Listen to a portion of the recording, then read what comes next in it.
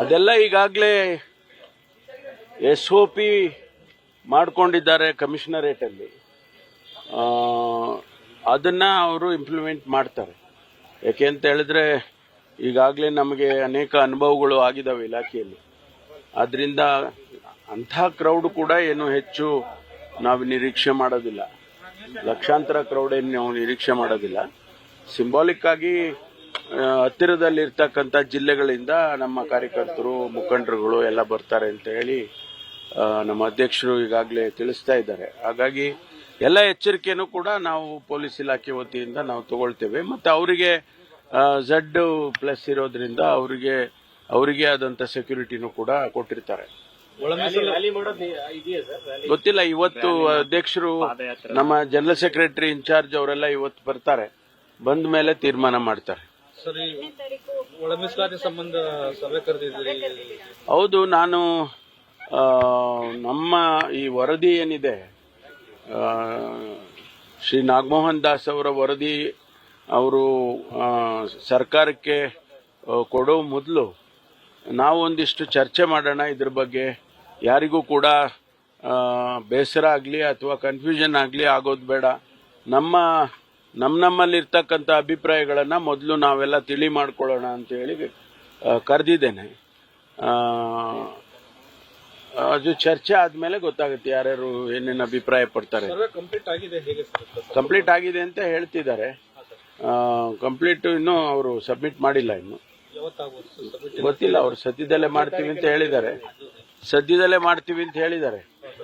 ಹಲವು ಗೊಂದಲ ಆರೋಪಗಳಿತ್ತು sir survey ಮೇಲೆ, ಅವೆಲ್ಲವೂ ಕೂಡ ಕ್ಲಿಯರ್ ಆಗಿ ಅದು ಅವರು ಕಮಿಷನರಿಗೆ ಬಿಟ್ಟಿದ್ದದು, ನಮಗೇನು ಸಂಬಂಧ ಇಲ್ಲ. ನಮಗೇನಂತ ಹೇಳಿದ್ರೆ ನಮ್ಮ ಒಳಗಡೆ ಇರ್ತಕ್ಕಂಥ ಏನು ಒಳ ಪಂಗಡಗಳಿದಾವೆ, ಅದರ ಬಗ್ಗೆ ಚರ್ಚೆ ಮಾಡ್ಕೊಳ್ಳೋದು ಸೂಕ್ತ ಅಂತ ಹೇಳಿ ನಾವು ಹಿಂದೆನೂ ಕೂಡ ನಮ್ಮ ಅಫಿಷಿಯಲ್ ರೆಸಿಡೆನ್ಸ್ ಅಲ್ಲೇ ನಾನು ಹಿಂದೆ ಒಂದು ಸಭೆ ಮಾಡಿದ್ದೆ.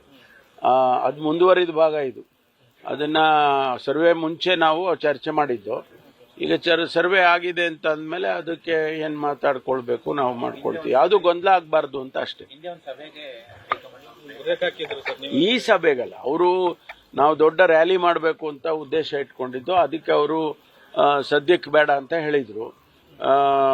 ಈಗ ನಾವು ಶಾಸಕರುಗಳು ಮಾತಾಡೋದಕ್ಕೆ ಅವ್ರೇನ್ ಬ್ರೇಕ್ ಹಾಕೋದು ಇಲ್ಲ, ಹಾಕಕ್ಕಾಗೋದು ಇಲ್ಲ. ಅದು ನಮ್ಮ ಪರಿಮಿತಿಗೆ ಬಿಟ್ಟಿರ್ತಕ್ಕಂಥ. ಡಿನ್ನರೋ ಲಂಚೋ ಕಾಫಿನೋ ಏನೋ ಮಾಡ್ಕೊಂತೀವಿ ಬಿಡ್ರಿ. ಸರ್, ರಾಜಣ್ಣ ಅವರು ಹನಿ ಟ್ರ್ಯಾಪ್ ಆರೋಪ ಮಾಡಿದ್ರಲ್ಲ ಸರ್, ಅದಕ್ಕೆ ನಿರಾಧಾರ ಅಂತ ವರದಿ ಕೊಟ್ಟಿದ್ದಾರೆ ಅಂತ COD ವರದಿ ಕೊಟ್ಟಿದ್ದಾರೆ ಅಂತ ಹೇಳಿ ನಾನು ಇನ್ನೂ ಕೂಡ ನೋಡಿಲ್ಲ. ಅದನ್ನ ನೋಡಿದ್ಮೇಲೆ ನಿಮಗೆ ತಿಳಿಸ್ತೀನಿ. ಅಲ್ಲ, ಗೊತ್ತಿಲ್ಲ. ವರದಿಯಲ್ಲಿ ಬಂದ್ಮೇಲೆ ವರದಿ ಓದ್ಕೊಂಡು ನಿಮ್ಗೆ ಹೇಳ್ತೀನಿ.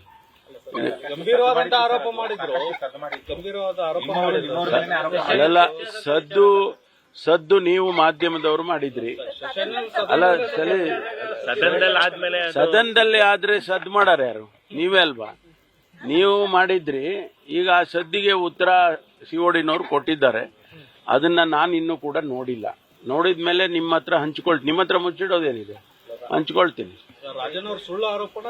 ಗೊತ್ತಿಲ್ಲ, ಏನ್ ವರದಿಯಲ್ಲಿ ಏನ್ ಬಂದಿದೆ ಅಂತ ಹೇಳ್ಬಹುದಲ್ಲ. ಸರ್, ಜಾರ್ಜ್ ಅವರ ಆಪ್ತರ ಮೇಲೆ ಇಡಿ ರೈಡ್ ಆಗಿದೆ.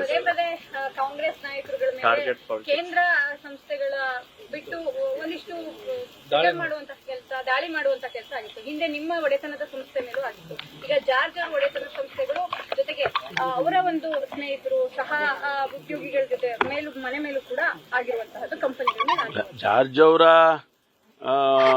ಸ್ನೇಹಿತರ ಕಂಪನಿಗಳು ಅಥವಾ ಅವರ ಸುತ್ತಮುತ್ತ ಇರ್ತಕ್ಕಂಥವ್ರು ಮಾಡಿದ್ದಾರೆ ಅಂತ ಸುದ್ದಿ ಇದೆ. ಅದ್ರ ಬಗ್ಗೆ ನನಗೆ ಯಾವುದೇ ಮಾಹಿತಿ ಇಲ್ಲ. ಅದ್ರ ಬಗ್ಗೆ ನಾನು ಏನು ಹೇಳಕ್ಕೂ ಕೂಡ ಆಗೋದಿಲ್ಲ. ನೋಡಿ, ಇದರಲ್ಲಿ ಬಹಳಷ್ಟು ತಪ್ಪು ಕಲ್ಪನೆಗಳಿದ್ದಾವೆ. ಮೊಹಾಂತಿ ಅವರನ್ನ ನಾವು ನಮ್ಮ ಹಿರಿಯ ಅಧಿಕಾರಿ ಒಬ್ಬರು DG ಲೆವೆಲ್ನವ್ರನ್ನ ಮಾಡಬೇಕು ಅಂತ ಸರ್ಕಾರ ತೀರ್ಮಾನ ಮಾಡಿತು. ಹಾಗಾಗಿ ಮೊಹಾಂತಿ ಅವರನ್ನ ಮಾಡಿದ್ದೇವೆ. ಮೊಹಾಂತಿ ಅವರು ಕೇಂದ್ರ ಸರ್ಕಾರದ ಡೆಪ್ಯುಟೇಷನ್ ಮೇಲೆ ಪಟ್ಟಿಯಲ್ಲಿ ಅವ್ರ ಹೆಸರಿದೆ ಅಂತ ಹೇಳಿದ್ವಿ. ನಾವು ಇನ್ನೂ ಕೂಡ ಏನು ತೀರ್ಮಾನನೇ ತಗೊಂಡಿಲ್ಲ.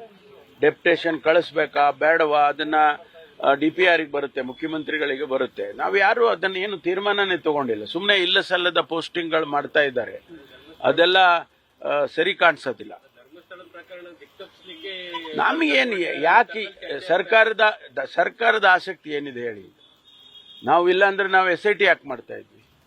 ನಮಗೆ ಸರ್ಕಾರಕ್ಕೆ ಸತ್ಯಾಂಶ ಹೊರಗೆ ಬರಬೇಕು ಅನ್ನೋದಷ್ಟೇ ನಮಗೆ ಇರ್ತಕ್ಕಂಥದ್ದು. ಅದಕ್ಕೋಸ್ಕರ ನಾವು SIT ಅನ್ನು ಮಾಡಿದ್ದೇವೆ. SIT ಸಂಪೂರ್ಣ ಆಗಿ ವರದಿ ಸಲ್ಲಿಸಿದ ಮೇಲೆ ಅದರ ಸತ್ಯಾಸತ್ಯತೆಗಳು ಗೊತ್ತಾಗುತ್ತೆ. ಅಷ್ಟೇ ನಮಗೆ ಬೇಕಾಗಿರೋದು. ಸಾರ್ವಜನಿಕರಿಗೂ ಅಷ್ಟೇ ಬೇಕು ಅಂತ ಅನ್ಕೊಂಡಿದ್ದೇನೆ ನಾನು. ಯಾಕೆಂದ್ರೆ ಇದರಲ್ಲಿ ಯಾವುದೇ ರಾಜಕೀಯ ಇಲ್ಲ ಮತ್ತು ಯಾವುದೇ ಯಾರನ್ನ ರಕ್ಷಣೆ ಮಾಡಬೇಕು, ಯಾರನ್ನ ಸಿಕ್ಕಿ ಹಾಕಿಸ್ಬೇಕು, ಆ ಥರದ್ದು ಯಾವುದೇ ಅಜೆಂಡಾ ಸರ್ಕಾರಕ್ಕಂತೂ ಖಂಡಿತವಾಗಿ ಇಲ್ಲ. ಯಾರು ಕೂಡ ಅದನ್ನ ತಪ್ಪು ಭಾವನೆಯಿಂದ ನೋಡಬಾರ್ದು. ನನ್ನ ವಿನಂತಿ ಏನು ಅಂದ್ರೆ, ನಾವು ಬಹಳ ಟ್ರಾನ್ಸ್ಪರೆಂಟ್ ಆಗಿ ಈ ಒಂದು ತನಿಖೆಯನ್ನ ಮಾಡಬೇಕು ಅಂತ ಹೇಳಿದ್ದೇವೆ. ಸರ್ಕಾರಕ್ಕಿರುವಂತ ಅಜೆಂಡಾ ಅಷ್ಟೇ, ನಮಗೆ ಟ್ರಾನ್ಸ್ಪರೆಂಟ್ ಆಗಿ ತನಿಖೆ ಆಗಬೇಕು ಅಂತ. ಗುಜರಾತ್ SIT ಅವರು ಅಲ್-ಖೈದಾ ಜೊತೆ ನಡೆಸಿದಂತಹ ಮಹಿಳೆ ಒಬ್ಬರನ್ನ ಏನಾಗ್ತಿದೆ ಸರ್ ರಾಜ್ಯದಲ್ಲಿ ಅಂತ?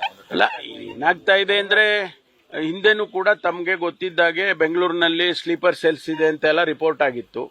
ಈಗ ಅಂಥದ್ದೇ ಒಂದು ಇದನ್ನ ಅವರು ಕಂಡುಹಿಡಿದಿದ್ದಾರೆ. ಅವರು ನಮ್ಮ ರಾಜ್ಯದವರಲ್ಲ. ಅಲ್-ಖೈದಾ ಹೆಣ್ಮಗಳು ಲೇಡಿನ ಏನು ಅವರು ತಗೊಂಡಿದ್ದಾರೆ, ಅವರು ಕರ್ನಾಟಕದವರಲ್ಲ ಅಂತ ಹೇಳಿದ್ರು. ಅದನ್ನ ನಮಗೆ ಮಾಹಿತಿಗಳೇನು ಕೊಟ್ಟಿಲ್ಲ. ಅದನ್ನ ಕೇಂದ್ರ ಸರ್ಕಾರದವರ ಜೊತೆಯಲ್ಲಿ ಆ ಏಜೆನ್ಸಿ ಅವರು ಮಾಹಿತಿಗಳನ್ನ ಇಟ್ಕೊಳ್ತಾರೆ. ಪದೇ ಪದೇ ಡ್ರಗ್ಸ್ ಫ್ಯಾಕ್ಟರಿ ನೆನ್ನೆದು ಇದೆಲ್ಲ ಗೃಹ ಇಲಾಖೆ ಮೇಲೆ ಇಲ್ಲ, ಇದು ಎಲ್ಲ ರಾಜ್ಯದಲ್ಲೂ ಆಗ್ತಾ ಇರುತ್ತೆ. ಇನ್ನೇನು ನಮ್ಮ ರಾಜ್ಯದಲ್ಲಿ ಮಾತ್ರ ಇಂಥದ್ದೇನೊಂದೀಗ ಯಾರೋ ಬಂದು ಇಲ್ಲಿ ಸೇರ್ಕೊಂಡಿರ್ತಾರೆ. ಅದು ಬೇರೆ ಬೇರೆ ಕಾರಣದಿಂದ ಅವ್ರನ್ನ ಗುರ್ತಿಡಿಯೋದಕ್ಕಾಗಿಲ್ಲ. ಅಲ್ಲಿ ನೋಡಿ, MDMA ಮಾಡುವಾಗ 20 ದಿವಸದ ಹಿಂದೆ ಅಷ್ಟೇ ಬಂದಿದ್ದಾರೆ ಅವರು. ಹಾಗಾಗಿ ನಮಗೆ ಗೊತ್ತಾಗ ಅಷ್ಟರಲ್ಲಿ ಅವರು ಅಲ್ಲಿ ಯಾರನ್ನೋ ಹಿಡಿದಾಗ ಅವರು ರೆಫರ್ ಮಾಡಿದ್ದಾರೆ. ಅದೇ ನಮ್ಮ ರಾಜ್ಯದಲ್ಲೂ ಅಂಥದ್ದೇ ಆಗುತ್ತೆ.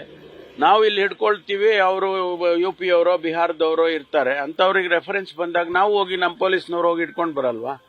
ಆ ಥರ ದಿಸ್ ಇಸ್ ನ್ಯಾಷನಾಲಿಟೀಸ್. ಫೆಡರಲ್ ಸ್ಟ್ರಕ್ಚರ್ನಲ್ಲಿ ಈ ಇವೆಂಟ್ಸ್ಗಳಾದಾಗ ಶೇರ್ ಮಾಡ್ಕೊಳ್ತಾರೆ.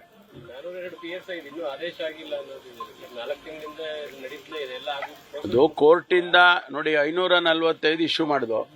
ಹೈಕೋರ್ಟ್ನವರು ಒಂದು ಅಬ್ಸರ್ವೇಷನ್ ಮಾಡಿದ್ರು, ನೀವು ಪ್ರೊವಿಷನಲ್ ಲಿಸ್ಟ್ ಇಂದ ಮಾಡಿದ್ದೀರಾ, ನೀವು ಫೈನಲ್ ಲಿಸ್ಟ್ ಮಾಡಬೇಕು ಅಂತ. ಅದಕ್ಕೆ ಆದಂತ ಅಡಚಣೆಗಳಿತ್ತು. ಈಗ 402 ಕೂಡ ಈಗಾಗಲೇ ಪ್ರೊಸೆಸ್ನಲ್ಲಿದೆ, ಇಶ್ಯೂ ಆಗಬೇಕು. ನಾವು ಸಿಂಧುತ್ವ ವೆರಿಫಿಕೇಶನ್ಗೆ ಕಳಿಸಿದ್ದು, ಅದೆಲ್ಲ ಬಂದಿದೆ. ಸಿಂಧುತ್ವ ಆದಮೇಲೆ ಆರ್ಡರ್ ಇಶ್ಯೂ ಮಾಡೋ ಟೈಮ್ನಲ್ಲಿ ಅವರು ಅಬ್ಸರ್ವೇಷನ್ ಮಾಡಿದ್ದಾರೆ, ಫೈನಲ್ ಲಿಸ್ಟ್ ಮಾಡಿ ಅಂತೇಳಿ. ಅದನ್ನ ಮಾಡ್ತೀವಿ, ಆದಷ್ಟು ಶೀಘ್ರ ಮಾಡ್ತೀವಿ. ಆಗಸ್ಟ್ ಅಂತ್ಯಕ್ಕೆ ಜಾರಿ ಮಾಡ್ತಾರೆ ಅಂತ ಚರ್ಚೆ ನಡೀತಾ ಇದೆ ಯಾವುದು ರಾಜ್ಯದಲ್ಲಿ? ಶುರು ನಾವು ಹೇಳಿದ್ದೀನಿ, ನಾನಾಗಲೇ ಪ್ರಕಟಣೆ ಮಾಡಿದ್ದೀನಲ್ಲ. ಇಲಾಖೆ ವತಿಯಿಂದ ನಾವು ಟೋವಿಂಗಿಗೆ ಕೆಲಸ ಪ್ರಾರಂಭ ಮಾಡ್ತೀವಿ. ನಾವು ಹಿಂದೆ ಎಲ್ಲ ಇದು ಕೊಟ್ಟಿದ್ರು, ಏನು ಕಾಂಟ್ರಾಕ್ಟ್, ಅದು ಕಾಂಟ್ರಾಕ್ಟ್ ಯಾರಿಗೂ ಕೊಡಲ್ಲ, ಇಲಾಖೆ ವತಿಯಿಂದಾನೇ ಮಾಡ್ತೀವಿ ಅಂತ ಹೇಳಿದ್ದೆ ನಾನು. ಅದ್ರ ಪ್ರಕಾರ ಮಾಡ್ತೀವಿ. ಹಿಂದೆ ಸಾಕಷ್ಟು ಲೋಪಗಳು ನೋಡಿ, ನಮ್ಮ ಟ್ರಾಫಿಕ್ಕಿಗೆ ಅರ್ಧ ಸಮಸ್ಯೆ